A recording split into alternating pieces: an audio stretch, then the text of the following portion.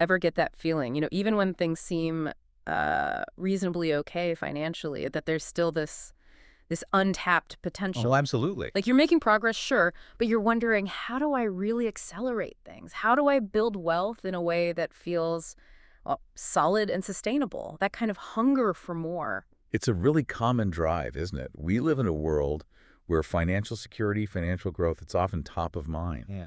And that desire, that wanting to build a more robust financial future, that's a powerful motivator for so many people. Well, welcome everyone to Book Talk Finance. I'm really thrilled to kick off this discussion. This is where we dive into the world of personal finance, wealth building, all through the lens of really insightful books. And today we're getting into a fantastic one. It's called Just Keep Buying, Proven Ways to Save Money and Build Your Wealth by Nick Maggiulli. Nick Maggiulli, he's such an interesting voice in this whole financial space, don't you think? He really is. What I find sets him apart is his commitment to using data, actual evidence, to test and sometimes, frankly, challenge those long-held beliefs about how we should manage our money. Exactly. His goal seems to be cutting through all the noise and just giving actionable, data-backed strategies, things you can actually use. Right. So think of this book talk as your kind of express lane to understanding the core ideas in Nick's book. We're going to try and pull out the most important concepts, those moments that make you go, aha, the things that can really shift how you think about building wealth. Yeah, and hopefully deliver them in a way that's clear, engaging, and doesn't feel like you're drowning in complex jargon. Definitely. So our goal today is really to unpack this central philosophy of just keep buying. We'll explore some of the key questions Maggiello tackles using his data-driven approach. We'll be looking at everything from the basics like saving and investing to understanding debt, and even some surprising stuff about how we perceive wealth. Okay, let's jump right in then. The title itself, Just Keep Buying. It sounds almost deceptively simple. What's the real core idea behind that? Well, the beauty of it is kind of in that simplicity. The main idea, the central tenet, is that consistently, regularly investing over time, like regardless of what the market's doing, the ups and downs, that's an incredibly powerful strategy for long-term wealth building. Hmm. He shares this great little story and anecdote about his grandfather, suggesting that even with some, let's say, less than perfect financial habits, just that consistent investment could have led to significant wealth. So the just keep buying idea is almost like a way to bypass our own bad habits or emotional reactions. Exactly. It helps us sidestep those often flawed emotional responses to market volatility, panic selling or getting too greedy, and just build wealth steadily, methodically. He even uses the example of, what was it, 2000 to 2009? That was a pretty rough decade for the stock market. A very turbulent time, yeah. And the fact that this strategy still holds up, even through a period like that, it really says something about its resilience. It does. And McGilly stresses this. The book is really designed to answer a lot of those common questions we all have about personal finance and investing. But instead of just relying on gut feelings or, what everyone else says, Conventional wisdom. right, conventional wisdom, he anchors his answers in solid data. And honestly, this often leads to insights that might actually surprise you.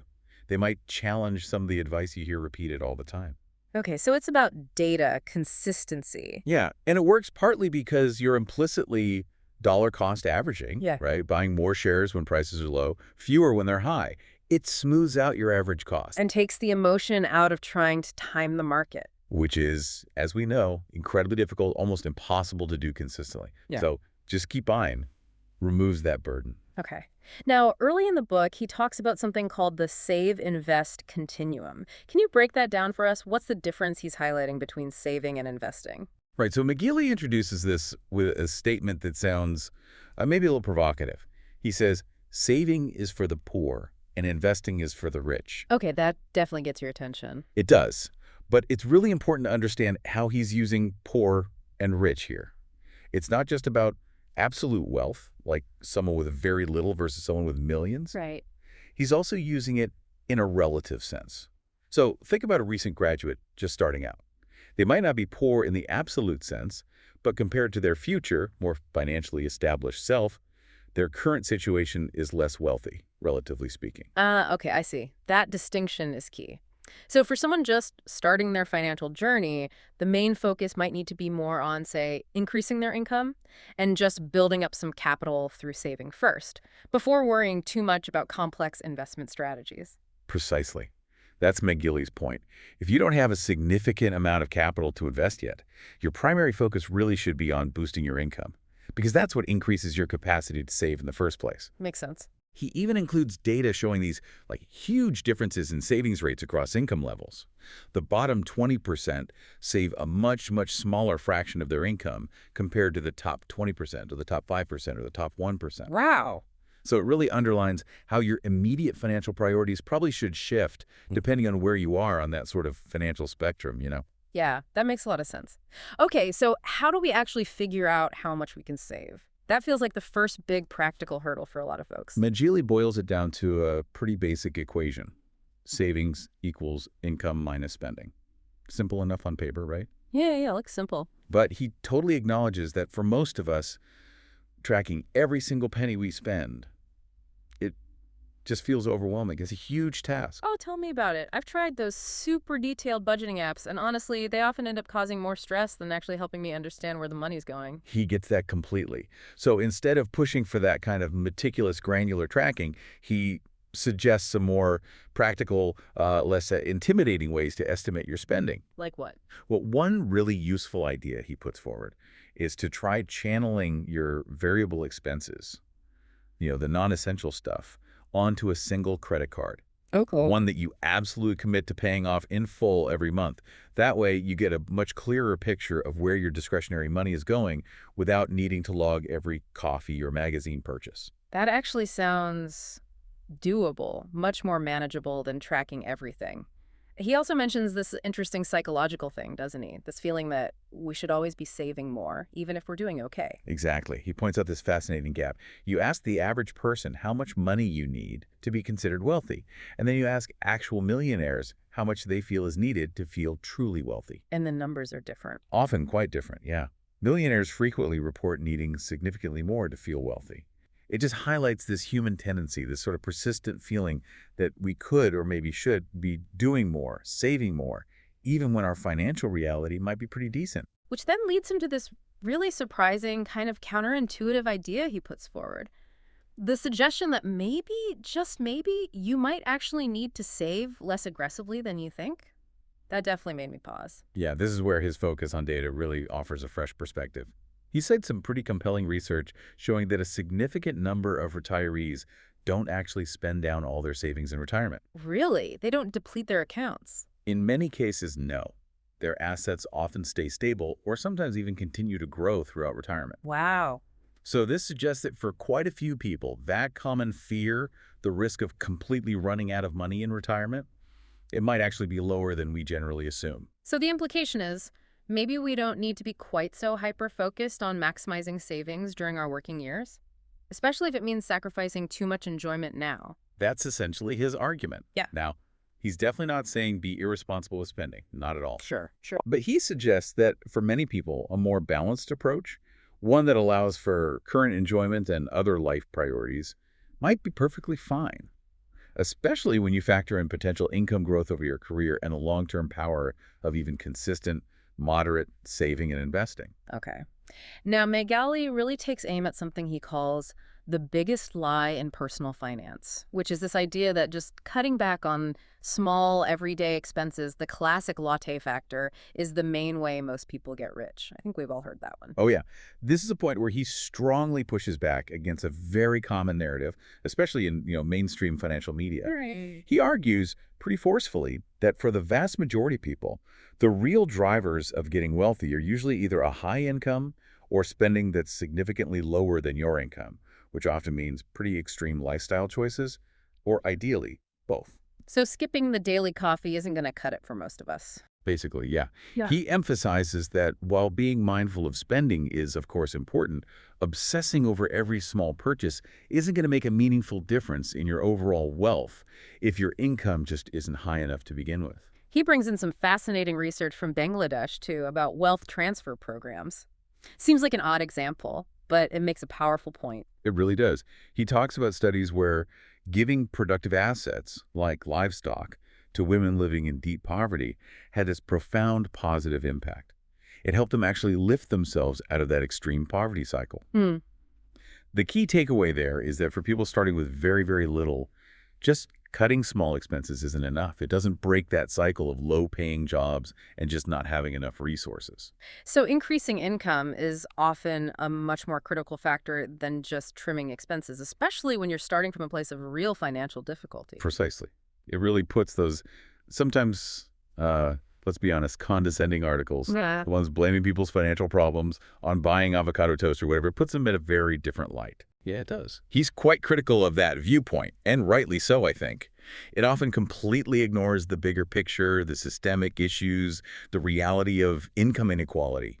For many, the math of skipping a latte just doesn't add up to real wealth. Okay, so if cutting small expenses isn't the magic bullet for most people, what strategies does McGilly suggest for actually increasing your income? He outlines a few main paths. First, there's simply selling time, basically having a traditional job. It's often the easiest way to start earning, right? But it's limited by hours in the day, doesn't really scale beyond your own effort. Got it. What else? Then there's selling a skill or a service. Think freelancing, consulting. This can definitely pay more, let you build a brand maybe, but it still usually requires your direct time and doesn't automatically scale up easily. He also mentioned teaching, right? Especially online. Yes, teaching is interesting because it can be more scalable, particularly with online courses, workshops, live classes. You can leverage your knowledge to reach way more people than just one-on-one. That scales income potential much better than just trading hours for dollars. And the traditional path. And finally, yeah, he touches on the traditional 9-to-5 route, especially jobs needing professional degrees or specialized skills. He notes that this is still a very common, often successful path to building wealth, like the studies in The Millionaire Next Door showed. But he frames all these income-boosting methods as sort of means to an end, doesn't he? Absolutely. He really stresses that the ultimate goal should be to use that extra income strategically. Use it to acquire assets, things that generate income on their own, passively. Ah, okay. That shift from just earning income through labor to owning income-producing assets, that's the real key he identifies for building significant lasting wealth. And that leads perfectly into his idea of thinking like an owner. Can you explain what he means by that? How's it different from just, selling your time or skills? He uses a great example, Jerry Richardson, former NFL player, right? But his real wealth didn't come from playing football. Yeah. It came later from owning a bunch of successful Hardee's franchises and then eventually owning the Carolina Panthers NFL team. He owned businesses. So it's about ownership, not just labor. Exactly. McGilly encourages us to consciously shift our mindset, move away from only thinking about earning income through our direct work and towards actively looking for opportunities to build or buy assets that will generate income for us. It's that fundamental shift. Stop being just an employee. Start becoming an owner in some way. Okay, let's switch gears a bit to spending itself. He introduces this cool rule, the 2X rule, to help manage spending guilt. That sounds pretty practical. Yeah, the 2X rule is really simple, but surprisingly effective as a behavioral nudge. The basic idea is whenever you feel like making a non-essential purchase, a splurge, you also commit to investing the exact same amount of money. So if I want that $100 gadget, You also have to put $100 into your investment account right then and there. It acts as this natural check. It forces you to really think, how much do I really value this thing? Because now it has this added cost, the cost of delaying your long-term financial goals by that same amount. it creates like an immediate link between that discretionary spending and building wealth. That makes a lot of sense intuitively. He also talks about focusing on fulfillment over just happiness when spending. What's the difference there? He draws this distinction between, short-term, maybe superficial happiness and a deeper, more lasting sense of satisfaction and accomplishment, which he calls fulfillment. Can you give an example? Sure, like running a marathon. The actual running might not feel purely happy in the moment, right? It's hard work. Definitely not. But that feeling when you cross the finish line, that deep sense of fulfillment of achieving something difficult, that's often profound and sticks with you. Ah, okay. So he encourages us to ask ourselves before buying something, will this genuinely contribute to my long-term fulfillment? If it aligns with your values, your bigger goals, then maybe you can make that purchase without feeling guilty. So it's about aligning spending with what really matters long term, not just chasing quick fixes. That feels like a much healthier way to approach money. Totally. He even mentions research showing that purchases aligned with your psychological profile actually lead to higher life satisfaction, even more so than just having a higher income overall. Wow, really? Yeah. It reinforces this idea that thoughtful, intentional spending based on what truly brings you lasting satisfaction is key to making guilt-free and ultimately more rewarding financial choices. Okay, let's tackle debt. It gets such a bad rap, often painted as just plain bad. But Magelli sees more nuance, right? He definitely does. He argues that debt is basically a financial tool. And like any tool, a hammer can build a house or smash your thumb. It depends entirely on how you use it. Okay, so when can debt be used effectively? Well, he gives a few examples. Sometimes it can actually be a behavioral tool for saving. He mentions this surprising finding that some people save more consistently when they have a loan payment they're focused on. Huh, interesting. It can also decrease uncertainty. Think about a fixed-rate mortgage. You lock in your housing payment for years, which provides stability. Right. And, of course, the classic one, using debt to invest in something that could generate a return higher than the cost of borrowing, like education, starting a business, or even sometimes a mortgage if property values rise sufficiently. He even gives that simple formula for figuring out the value of a degree. Yeah, it's a rough guide, but useful. Estimate the extra lifetime earnings from the degree, cut that roughly in half for present value, and then subtract the total cost, including any lost income while you were studying. Helps you think critically about the ROI. But he does also mention the downsides, the non-financial costs. Oh, absolutely. That's crucial. While debt can be used strategically, the stress, the anxiety, the mental and emotional toll that high debt can take, that should never be ignored. It's a really personal decision, weighing the potential financial pros against the very real potential cons for your specific situation. Makes sense. What about the big one? Buying a home. It's such a huge decision. What's his take? He acknowledges it's massive. Yeah. Lots of costs involved, not just the down payment, but closing costs, insurance, maintenance, property taxes. Mm-hmm. It adds up. For sure. He also brings up opportunity cost. He compares historical housing returns to, say, S&P 500 returns, suggesting that purely as an investment for building wealth, a house might not always be the absolute best place for your money compared to the stock market over the long run. But people still want to own homes for other reasons. Exactly. There are huge societal factors, right? Ownership rates are much higher among wealthier households. It's often seen as a milestone, a sign of stability. So when is it potentially the right time, financially speaking? He suggests a couple of key things to consider. Can you comfortably put down 20%? This avoids private mortgage insurance, PMI, and gives you immediate equity. And is your overall debt-to-income ratio manageable even with the mortgage payment? Okay, 20% down and manageable DTI. He also makes an interesting point about maybe waiting to buy a bigger or longer-term home rather than starting with a small starter home. Why is that? Because the transaction costs of buying and selling agent commissions, closing costs, again, they really eat into your equity, especially if you move after just a few years. Waiting might save you those costs. That's a good point. Transaction costs are often overlooked. And he does mention one historical benefit: inflation. Over decades, inflation tends to erode the real value of your fixed mortgage payments, which can be helpful. Right. Your payment stays the same, but its purchasing power decreases. Okay, so saving for that down payment or any big purchase, really, how should we approach that? Does it matter how soon we need the money?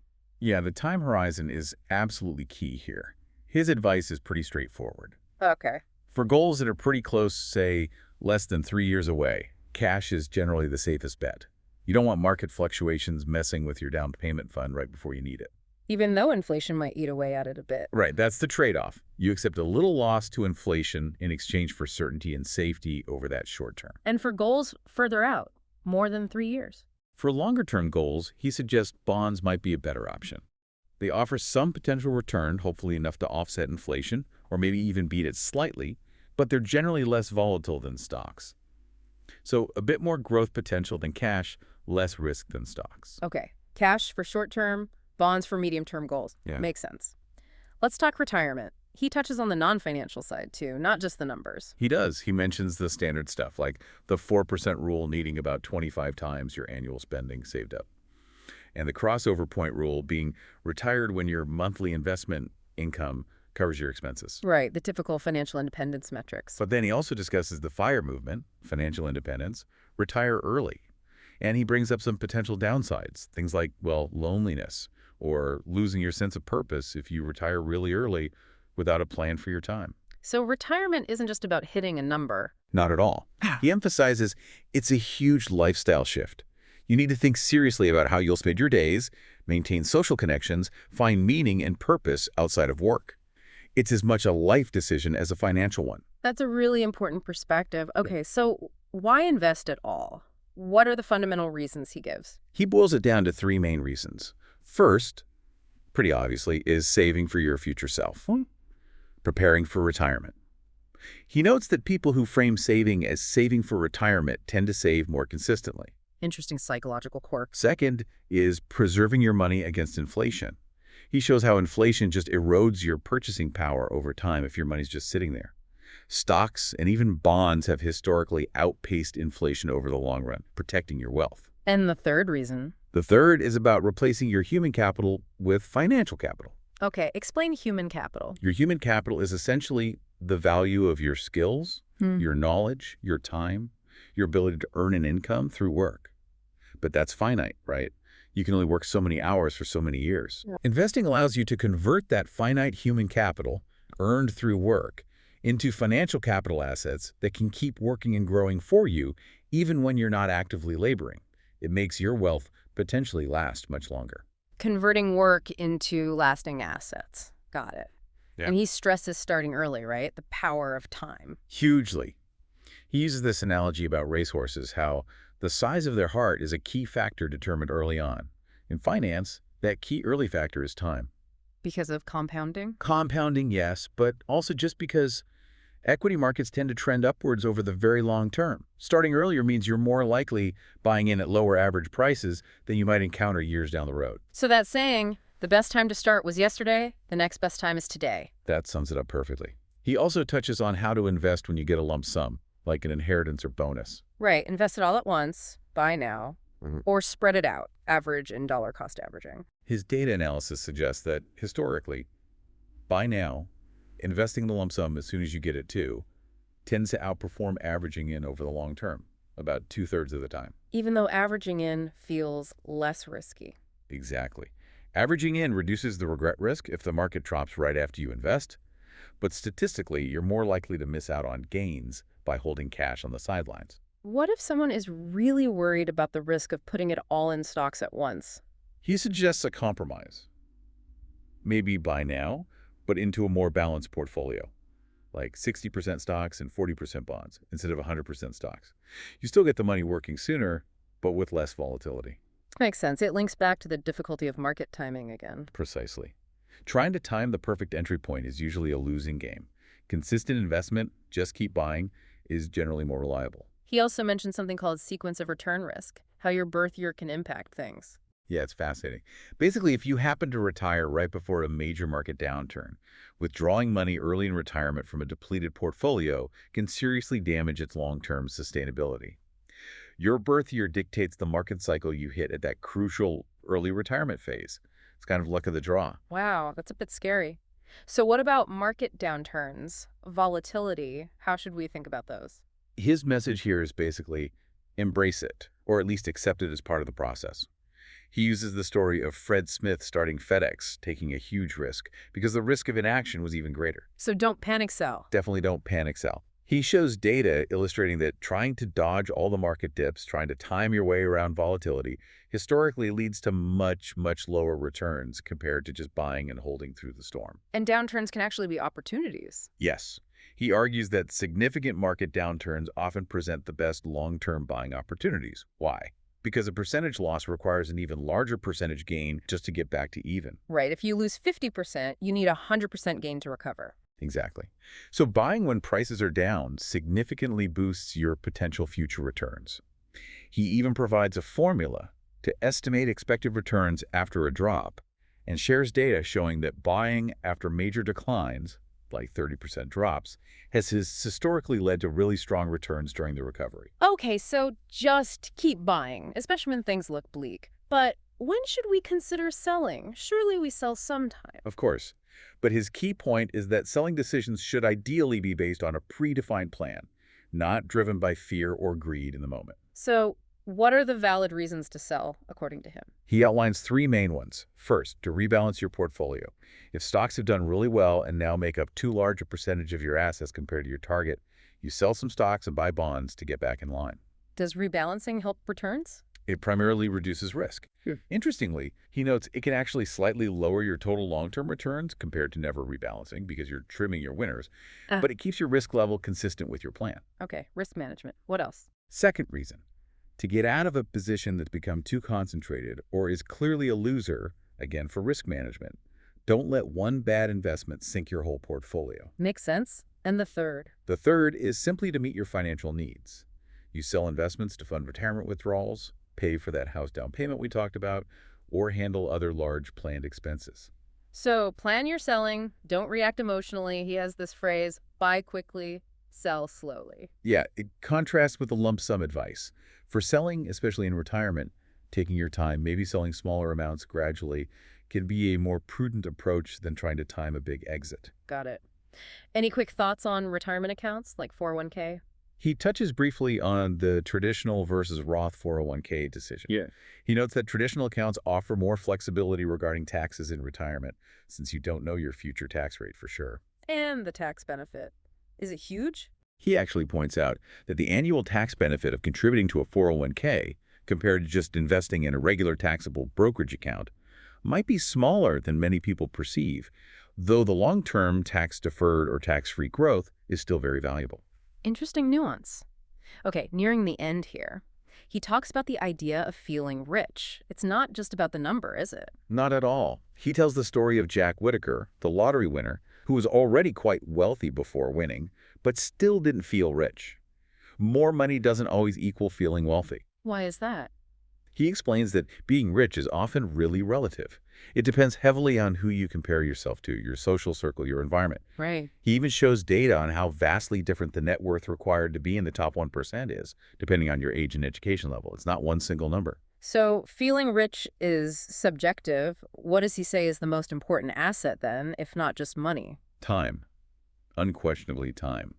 He believes it's our most valuable and totally irreplaceable asset. How does he illustrate that? He shares this incredible, inspiring story of Dashrath Manji, the mountain man in India, who spent 22 years carving a path through a mountain with just hand tools, all to shorten the travel distance for his village after his wife died needing medical care. Wow, 22 years? That's unbelievable perseverance. It really is.